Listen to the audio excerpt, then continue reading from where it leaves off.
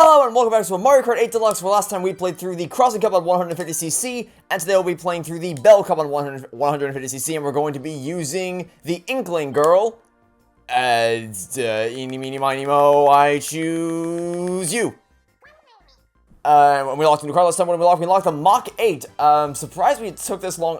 This is close to the top of the list. I'm surprised it took us this long to unlock this one, but whatever. So we'll use this one with the GLA tires and the Super Glider, which has really cool styling after the Splatoon artwork. Here are the stats. And once again, we're going to make sure that smart steering and auto acceleration are indeed disabled. And so without further ado, let's dive into the Bell Cup on 150cc. Let's do this.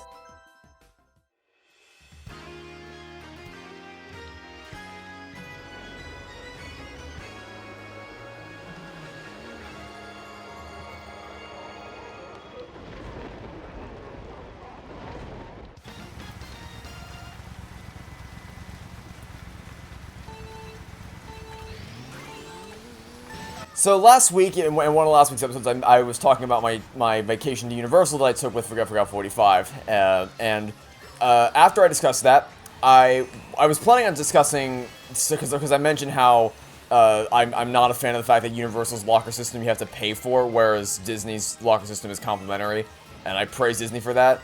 But then, like, literally the day, or at least around the time that we got back from Universal, Disney announced something new that they're bringing to their parks. So I was going to talk about it anyway because it annoys the hell out of me. But someone actually recommended that I talk about it, so I figured, well, what better time than now to discuss this, because I was planning on discussing it anyway. And look at that, we finally hit the sign. Anyway, so Disney, for some context, for the longest time, Universal's Express Pass or Fast Pass system, it's called Express Pass because we can't call it Fast Pass. Their system is that you pay upfront a very exorbitant fee to have unlimited front-of-the-line access to every single ride in the park, or most rides in the park. I think shows are exempt, and some rides are exempt, but by and large, most of the super headliner attractions and the reasons you would want to go to Universal are included in the Express Pass. And I almost fell off the map there, but I didn't, so we're fine.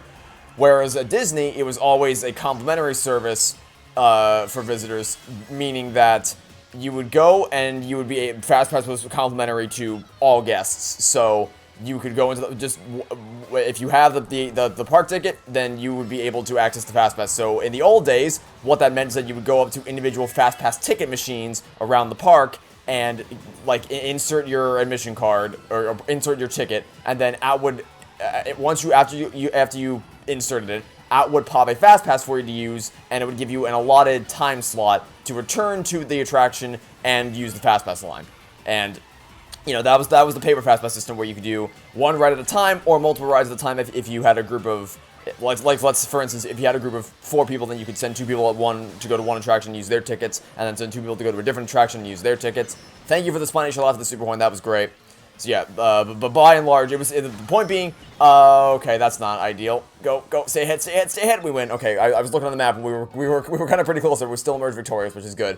Anyway, yeah, so point being, it used to be a paper Fast Pass system, and now, actually, I'll talk about it in the next race. There's some context I have to deliver for anyone who doesn't know how the Fast Pass system used to work before I can actually dive into what I want to talk about.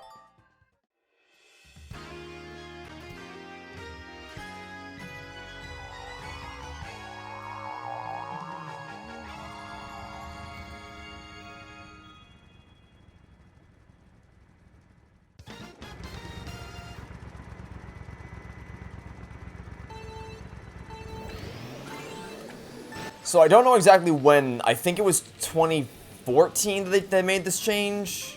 In fact, actually no, I think I can say definitively that it was 2014 they made this change. If I'm wrong, I'm wrong, but I know it was within that time frame that they made the change, where they went away with the Fast Pass, the paper Fast Pass system, and shifted to a digital Fast Pass system where you would preemptively, it was still free, but instead of actually waiting until you were in the park to go and run, because what would end up happening is every time, like, as soon as rope drop happened, what I mean by rope drop is when the rope that sections off people from entering the park before opening time drops, when that rope drops, everyone would immediately run to the headliner attraction. So whether that would be your Space Mountains, your Soarin', your Test Track, your Toy Story Midway Mania, your Expedition Everest, etc., etc.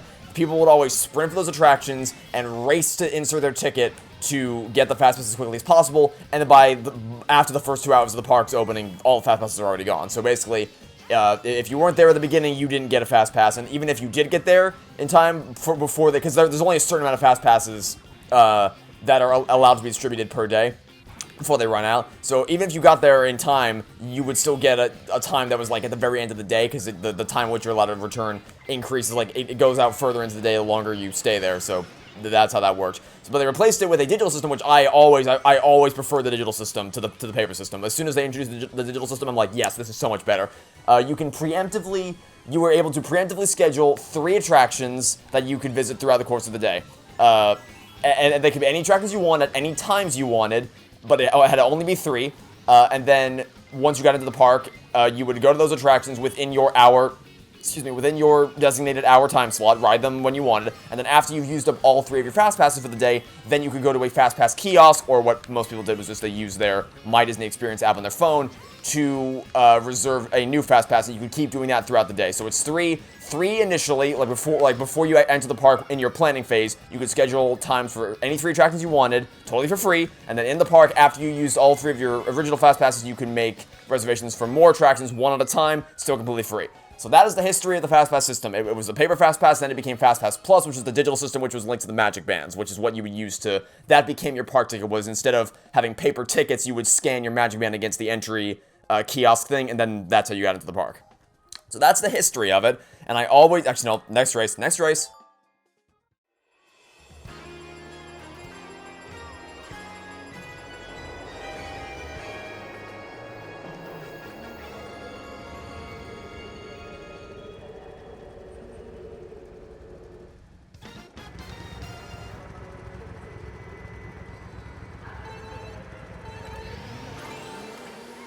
And I always said that I really don't like what Universal does with their Express Pass system, because it feels like it's taking advantage. Because, like, I've always thought that Fast Passes should be a complimentary thing. Like, if you bought a ticket to get into the park, you shouldn't have to pay for any extra barriers to be able to access.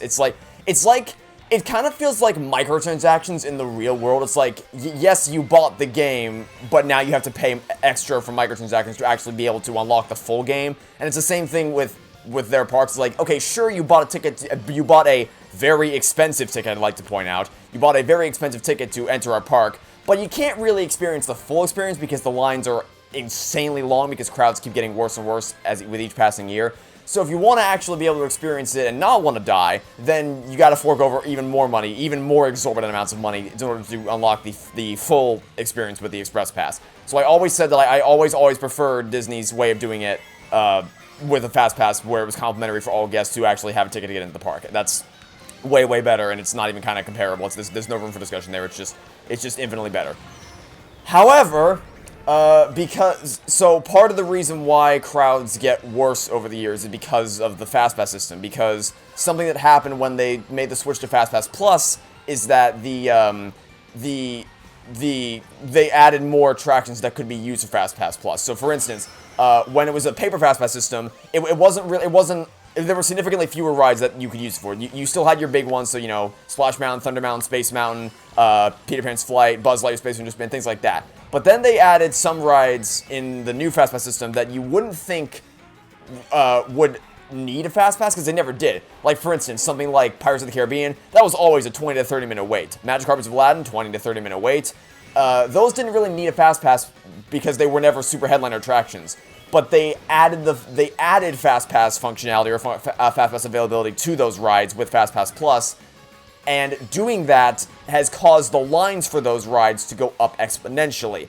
And if you are curious as to how that works and like how that makes any sense, I will happily explain that in the next race. I'm starting to realize that I might not actually have enough time in this episode to talk about what I wanted to talk about, because this has mainly just been me giving a history lesson on the history of Fast Pass and how it works. But I promise this is all essential to talking about the main topic, so I might have to push the main topic back to tomorrow's episode, but I'll still talk about it regardless either way. Anyway, next race.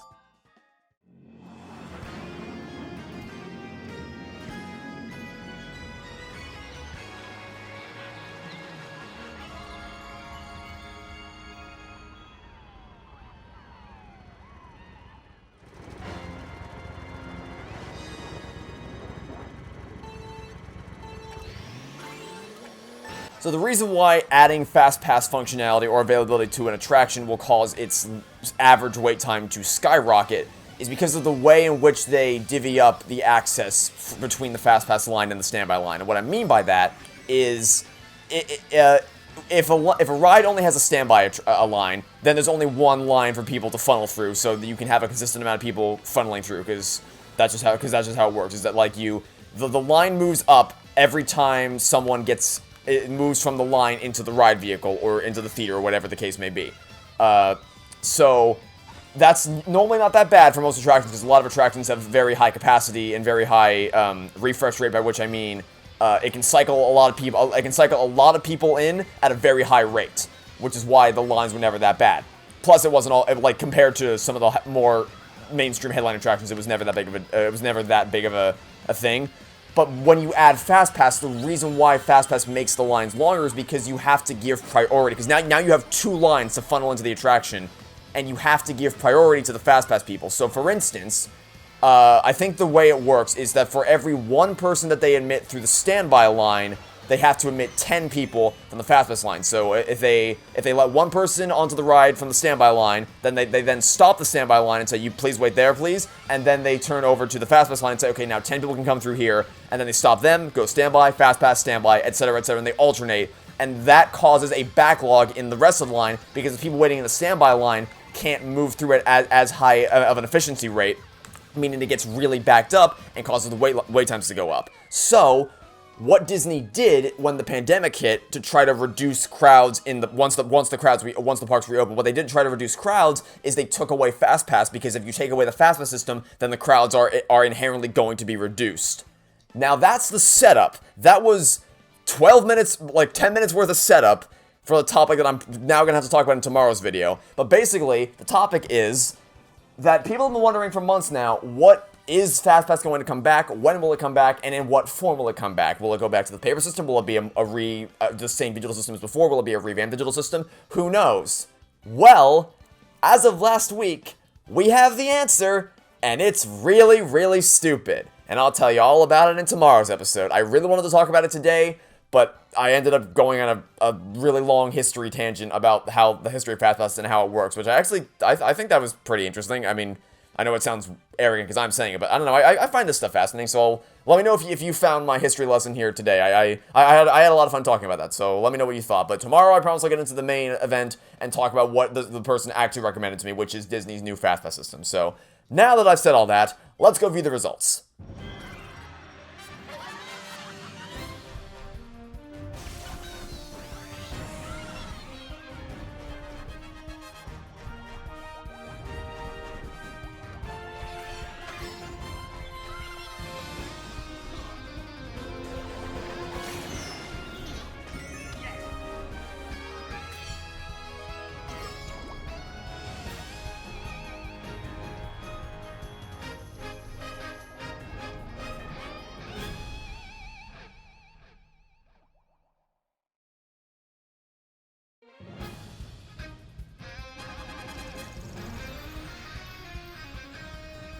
Okay, so I guess we didn't unlock anything this time, but that's fine. I'm sure we'll unlock something next time. Anyway, that will be it for this video. So, thanks for watching. Stay tuned for next time. I hope to catch you all tomorrow for some more Mario Kart 8 Deluxe.